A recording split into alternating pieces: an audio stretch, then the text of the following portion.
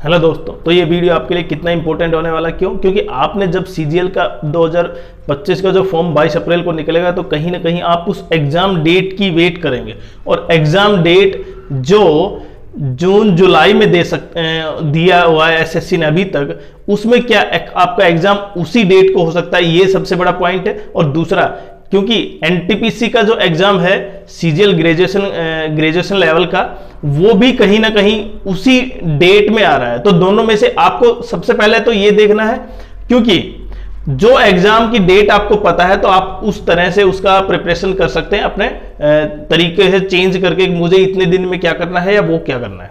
लेकिन अगर आपको उसके बारे में थोड़ा सा आइडिया नहीं रहता है तो कहीं ना कहीं आपको लगता है कि अगर मैं इतने दिन अगर प्रिपरेशन करता हूं तो कोई भी पॉइंट हो सकता है, कोई जो पूरा से रिवीजन नहीं हो पाए। इसलिए आप ध्यान से समझे और वीडियो, क्योंकि 2025 सीजीएल के लिए सबसे इंपॉर्टेंट होने वाला है।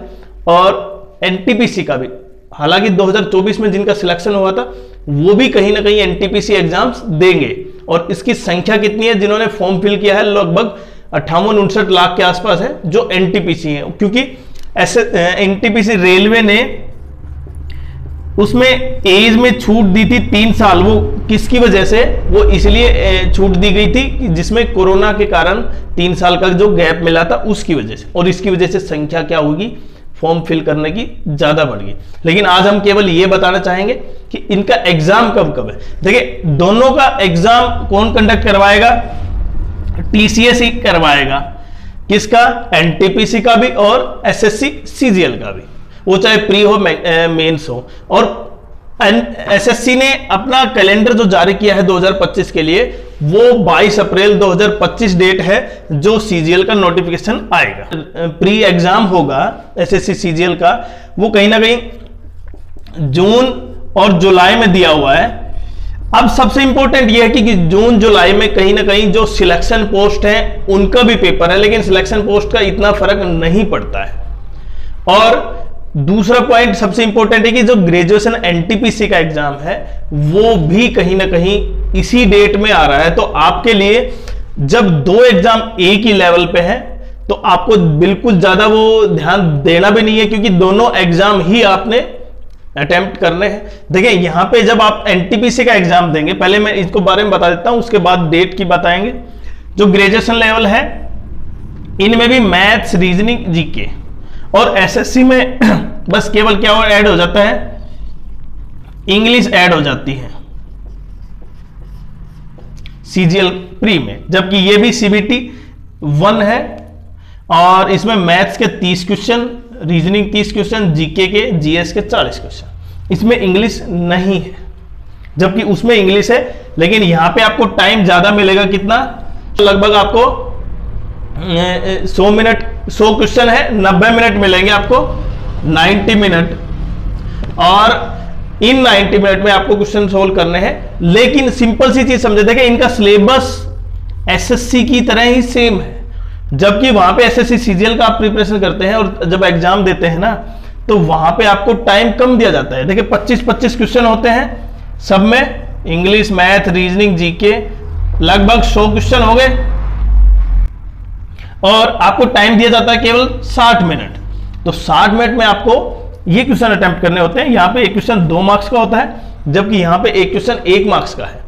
लेकिन यहां पे आपको टाइम ज्यादा दिया गया है। तो इसलिए जिन बच्चों को थोड़ा सा कंफ्यूजन है ना, सिंपल सी चीज समझे आप, जिनको कंफ्यूजन है कि वो प्रिपरेशन किसकी करें, एग्जाम तो उन्होंने एनटीपीसी का भी देना है और सीजीएल का भी देना है, तो आप मॉक एनटीपीसी का ना दे, सीजीएल का ही दे। क्योंकि यहां पे टाइमिंग आपकी बहुत कम है और यहां पे टाइमिंग आपको बहुत ज्यादा टाइम मिलेगा। तो अगर आपने इसके बेसिस पे किया है एसएससी सीजीएल, क्योंकि एग्जाम इसके तुरंत बाद है, पहले इसका एग्जाम होगा उसके बाद इसका होगा, बताएंगे वो भी। लेकिन अगर आपने प्रिपरेशन इसके बेसिस पे की एसएससी सीजीएल की, तो कहीं ना कहीं मार्क खा सकते हैं आप, क्योंकि यहां पे केवल टाइम 60 मिनट है, वहां पे 90 मिनट है।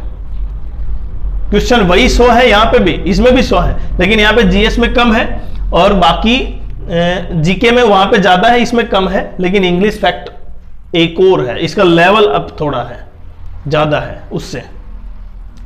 अब बात करते हैं कि इसका एग्जाम डेट कब है। देखिए एसएससी एग्जाम क्या था, जून और जुलाई के बीच में बताया था। SSC CGL pre exam 2025।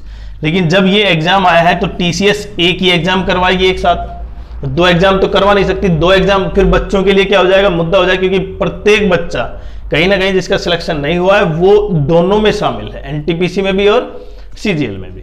क्योंकि सीजीएल में आपको पता है कि लगातार बच्चे प्रिपरेशन करते हैं, इसलिए कहीं ना कहीं दोनों फिल कर रखे हैं। और अगर एक ही डेट को दोनों आ जाते हैं तो ऐसा पॉसिबल नहीं है।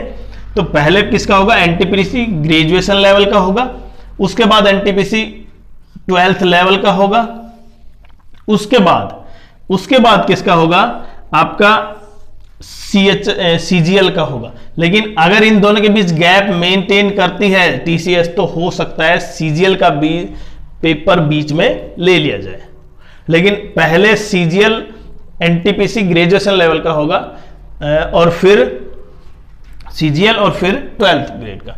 तो आपका एग्जाम जून में न होते हुए सीजीएल का जुलाई में हो सकता है। इसके ज्यादातर चांस क्या है, जुलाई में। और अगर जुलाई में है तो देखें, क्योंकि क्रूशियल डेट बहुत इंपॉर्टेंट है और कई बच्चे ऐसे भी होंगे जिनके कहीं ना कहीं एज फैक्टर की वजह से वो बाहर होंगे। तो सबसे इंपॉर्टेंट तो ये है कि ये 2025 का जो 22 अप्रैल का जो नोटिफिकेशन है वो कई बच्चों को क्या करेगा, कई बच्चों को हेल्प करेगा जिससे कि वो ओवरेज न हो। और कहीं ना कहीं आप समझ पा रहे हैं कि जिस तरह से 2024 का जो मामला जो चल रहा है अभी भी सुप्रीम कोर्ट में मामला गया हुआ है, तो उससे कितने बच्चों को बेनिफिट मिलता है जो बाउंड्री लाइन पर थे। कल मेरे पास एक कमेंट्स आया था, आप यकीन नहीं करेंगे, उसमें मार्क्स थे 350 के आसपास, 340 और 350 के बीच में मार्क्स थे, लेकिन उनका भी सिलेक्शन नहीं हुआ।